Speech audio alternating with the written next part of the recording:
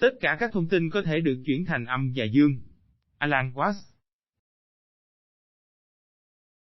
Khái niệm âm và dương dựa trên cơ sở của triết học đạo gia. Nó xuất hiện rất nhiều trong văn hóa đại chúng và tiêu dùng, đại diện cho những thứ như sự cân bằng và bình an nội tâm. Nhưng sự thâm sâu của âm và dương vượt xa điều đó. Khi chúng ta thực sự hiểu được triết lý bí ẩn này, nó có thể thay đổi quan điểm của chúng ta về vũ trụ mãi mãi. Video này là một nỗ lực để giải thích ý nghĩa sâu sắc của âm dương.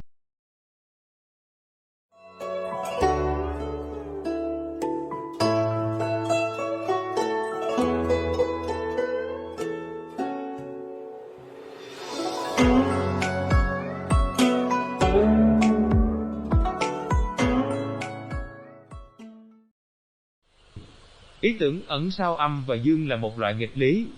Màu đen và trắng đại diện cho hai lực lượng đối lập nhưng cũng bổ sung cho nhau. Lực hút và lực đẩy lẫn nhau liên tục này gây ra sự thay đổi liên tục, biểu hiện trong cái mà chúng ta gọi là vũ trụ. Những hiện tượng như sống và chết, đông và hạ, vật chất và hư không đều là những biểu hiện vật chất của âm và dương. Âm và dương có thể được dịch là sáng tối hoặc âm dương, và thường được gọi là nam tính so với nữ tính. Đặc biệt trong kiệt tác cổ xưa do Lão Tử viết có tên là Đạo Đức Kinh, chúng ta có thể thấy rằng ông nói về nữ tính, hay người mẹ vĩ đại, là lực lượng bí ẩn, tiếp thu và thụ động được biểu thị bằng phần màu đen của biểu tượng âm dương, và nam tính, là lực lượng tích cực về cơ bản dễ thấy và nổi bật nhất, được thể hiện bằng phần màu trắng của biểu tượng. Bây giờ, điều này không có nghĩa là phân biệt giới tính. Từ nữ tính là một cách để mô tả các đặc điểm của một người đối lập, trong khi nam tính mô tả người kia. Đàn ông và phụ nữ đều có đặc điểm âm và dương. Điều này cũng được quan sát bởi nhà tâm lý học người Thụy Sĩ Ca Dung, người đã nói về khía cạnh nam tính vô thức của người phụ nữ, Animus, và khía cạnh nữ tính vô thức của người đàn ông, Anima. Hơn nữa, khi nhìn vào biểu tượng âm dương, chúng ta thấy một chấm đen trong vùng trắng và một chấm trắng trong vùng đen, thể hiện ý tưởng rằng cả nữ và nam đều mang mầm móng của nhau. Vì vậy, sự khác biệt giữa âm và dương là gì? Và những gì có thể được coi là âm và những gì có thể được coi là dương?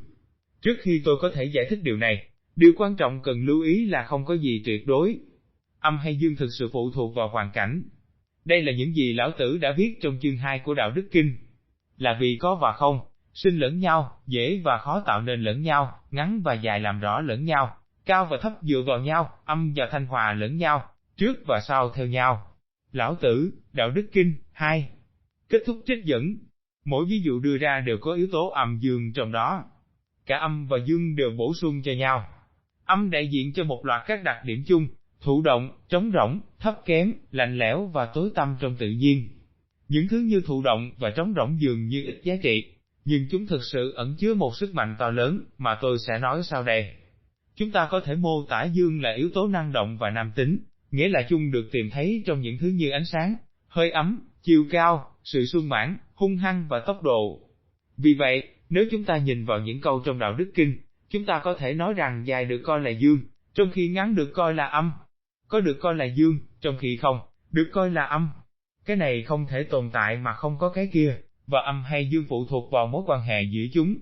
Bây giờ, trong khi chức năng của dương có vẻ rõ ràng, giá trị của âm thường bị bỏ qua, nhưng nó chứa đựng sức mạnh to lớn. Một ví dụ điển hình để thể hiện sức mạnh này là chức năng của một chiếc cốc. Các khía cạnh dương của cốc là vật liệu mà nó được tạo ra, rất có thể là vật liệu khô và cứng. Vì vậy, những gì làm cho cốc thực sự hữu ích? Câu trả lời là sự trống rỗng của nó. Không có sự trống rỗng, một cái cốc không thể chứa bất kỳ chất lỏng nào. Nếu nhìn vào tánh không theo cách này, chúng ta sẽ thấy rằng nó là một phần quan trọng trong mọi việc chúng ta làm. Không có sự trống rỗng của không gian xung quanh chúng ta không thể đấm hay bắn một quả bóng đá. Không có sự trống rỗng trong âm thanh, chúng ta không thể nói, bởi vì chúng ta cần tạm dừng để tách các âm thanh. Chúng ta không thể bước vào một căn phòng không trống rỗng, và không có không gian trống rỗng bao la trong vũ trụ, hệ mặt trời của chúng ta sẽ không hoạt động. Một khía cạnh khác của âm là tính thụ động của nó. Nền văn hóa của chúng ta coi thường sự thụ động. Đó là tất cả về việc chủ động, đạt được kết quả, đi từ điểm A đến điểm B và hành động để chấm dứt. Vì điều này, chúng ta thường thiếu tôn trọng yếu tố thụ động của cuộc sống. Điều này thật kỳ lạ khi chúng ta nghĩ về nó vì tính thụ động là điều cần thiết cho mọi hình thức thành tựu. Lấy rèn luyện sức khỏe làm ví dụ. Cơ bắp không được xây dựng trong phòng tập thể dục, chúng được lắp sẵn trên giường, trên đi văn và trong mọi tình huống, mà chúng không hoạt động để quá trình tự nhiên có thể xây dựng lại các mô cơ, để chúng trở nên khỏe hơn cho lần nâng tiếp theo. Một đặc điểm chính của khả năng tiếp nhận âm, và bởi vì tính dễ tiếp thu của nó thu hút. Chúng ta thấy sự năng động này ở mọi nơi trong tự nhiên, từ những bông hoa đang chờ côn trùng thụ phấn, đến một người phụ nữ xinh đẹp trong quán bar đang đợi một người đàn ông thực hiện hành động đầu tiên, và thậm chí là một lỗ đen chỉ ngồi đó mà không chủ động tiếp cận, trong khi lực hấp dẫn của nó thu hút mọi thứ đến gần. Lão Tử cũng mô tả âm là mềm, khi ông so sánh nó với nước trong mối quan hệ với đá cứng, đó là khía cạnh dương trong mối quan hệ với nước. Rankine là bằng chứng cho thấy nước vượt qua khó khăn mà không cần phấn đấu. Mặt khác, âm không ở đâu mà không có dương. Ví dụ, hơi ấm và ánh sáng cần thiết cho cuộc sống và sự trống rỗng, chỉ trở nên hữu ích khi có một thứ gì đó được xây dựng xung quanh nó. Ngoài ra, một bông hoa chỉ có thể được thụ phấn nếu côn trùng tích cực tiếp cận nó, và làm những gì chúng cần làm. Nhưng nếu nhìn kỹ hơn, chúng ta sẽ thấy khía cạnh nam tính, trong một ngữ cảnh nhất định luôn mang khía cạnh nữ tính và ngược lại. Ví dụ, con ong có thể được coi là dương trong mối quan hệ với bông hoa. Nhưng bản thân con ong chứa đựng các khía cạnh âm dương, như trống rỗng so với đầy đủ, phòng thủ so với tấn công và thụ động so với hoạt động. Ngay cả khi chúng ta xem xét từng thành phần của con ong một cách riêng biệt, chúng ta sẽ tìm thấy khía cạnh nam tính và nữ tính, cho đến khi chúng ta đạt đến cấp độ nguyên tử, trong đó chúng ta bắt gặp một lõi tích điện dương được bao quanh bởi các electron tích điện âm. Mô hình âm dương là bản chất của mã nhị phân, chỉ bao gồm số 1 và số 0.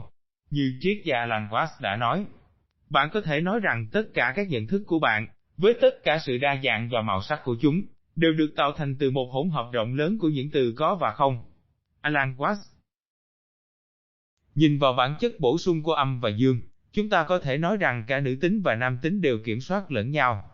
Khi một bên trở nên quá nổi trội, thì bên kia sẽ phát triển, cho đến khi nó trở nên vượt trội, thì bên còn lại sẽ phát triển. Một trong những ví dụ rõ ràng nhất là chính trị, đi từ cánh tả sang cánh hữu, từ bảo thủ sang tự do, vân vân. Lão Tử đã viết rằng, không thể có chuyển động nào nếu không có chuyển động ngược lại xảy ra trước nó. Muốn cho vật gì thu rút lại thì tất hãy mở rộng nó ra đã. Muốn cho ai yếu đi thì tất hãy làm cho họ mạnh lên đã. Muốn phế bỏ ai thì tất hãy đề cử họ lên đã. Muốn cướp lấy vật gì thì tất hãy cho đã. Lão Tử, Đạo Đức Kinh, 36. Do đó, chúng ta có thể nói rằng mọi thứ là một biểu hiện bổ sung, hoặc có lẽ là một điệu nhảy giữa nam tính và nữ tính. Âm dương bổ sung cho nhau, sáng tạo cho nhau, hỗ trợ cho nhau, điều hòa cho nhau và chuyển hóa trong nhau. Cái thứ hai mà chúng ta thấy khi một người nam và một người nữ sinh sản, và bằng cách kết hợp giữa nữ và nam, một đứa trẻ được tạo ra, một lần nữa, bao gồm vô số âm và dương. Âm dương khắp nơi, trong mọi vật thể, mọi sinh vật sống, mọi tế bào và mọi thành phần đơn lẻ đều có thể được phân chia vô tận thành giống đực và giống cái. Không làm hoặc hành động không cần nỗ lực, còn được đạo giáo gọi là vô vi, là một thực hành thực sự thu hoạch sức mạnh của cả âm và dương. Bí quyết là biết khi nào nên hành động và khi nào không, vì vậy các hành động của chúng ta sẽ không quá vất vả mà ở trạng thái dòng chảy. Do đó, bằng cách chấp nhận âm, chúng ta trở nên dễ tiếp thu hơn với tiến trình tự nhiên của vũ trụ. Trong nhiều trường hợp, không cần phải hành động. Một nhân viên bán hàng quá nhiệt tình sẽ khiến các khách hàng tiềm năng sợ hãi, và một cô bạn gái quá đeo bám sẽ khiến người đàn ông sợ hãi. Nhiều vấn đề tự giải quyết. Hơn nữa, hành động liên tục chỉ làm tình hình tồi tệ hơn. Bằng cách lùi lại, chúng ta bước vào trạng thái âm. Điều quan trọng là biết khi nào nên lùi lại và khi nào không. Quá nhiều thụ động có thể xấu như quá ít. Bất kể bạn làm gì, sẽ luôn có mặt tối và mặt sáng cho mọi thứ. Thức ăn của bạn chỉ ngon vì bạn đã từng thử một thứ gì đó ghê tởm trong quá khứ. Bạn chỉ đẹp vì người khác xấu. Bạn giàu chỉ vì người khác nghèo. Do đó, bạn cần những món ăn kinh tởm để thưởng thức những món ăn ngon. Bạn cần những người xấu xí để trở nên xinh đẹp. Và bạn cần nghèo để trở nên giàu có. Bởi vì không có những mặt đối lập, sẽ không có gì hỗ trợ vị trí của bạn trong hệ thống phân cấp. Với kiến thức vô giá rằng người này không thể thiếu người kia, chúng ta có thể muốn biết ơn nhiều hơn người đồng nghiệp phiền phức đã cản trở chúng ta khi tham gia giao thông, người măng rờ ở các quốc gia khác có nền văn hóa và tín ngưỡng khác nhau, và kẻ buôn bán ma túy ở góc phố. Vì nhờ có họ, chúng ta có thể nhìn vào gương và nói, tôi là một người tốt.